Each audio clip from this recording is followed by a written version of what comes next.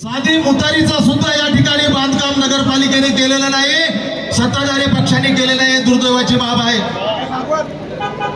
आमच्या मुस्लिम बांधवांना ज्यांच्या मतावर 30 वर्ष या ठिकाणी राज्य केलं आणि मुस्लिम बहुल भागामध्ये कुठल्याही प्रकारच्या नागरी सुविधा पुरवण्यात आल्या नाही.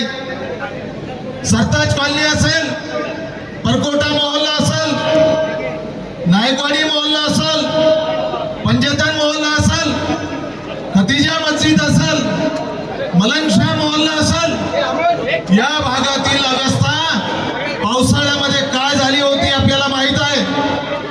आणि त्यावेळेस कुठल्याही प्रकारचं साहेब संविधानिक पद आपल्याकडे नसताना माननीय शिंदे साहेबांच्या मार्गदर्शनाखाली 50 कोटी रुपयाची विकास कामं या ठिकाणी आपण केलेली आहे आणि या लोकांना आपण न्याय दिलेला आहे.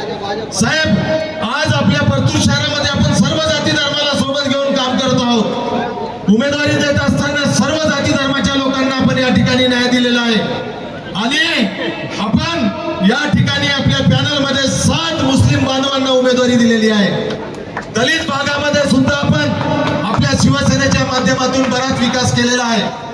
मला या ठिकाणी साहेब आपली सत्ता आल्यानंतर अनेक समस्या या नगरपालिकेत निर्माण झालेल्या आहेत. माननीय शिंदे साहेबांनी आकृती बंद या ठिकाणचा सफाई कामगाराचा रोजंदारीचा प्रश्न अंतिम टप्प्यापर्यंत नेऊन सोडलेला आहे आणि लवकरच ते यापर्यंत सोडवावे अशा प्रकारचे मी आव्हाने या प्रसंगी करतो.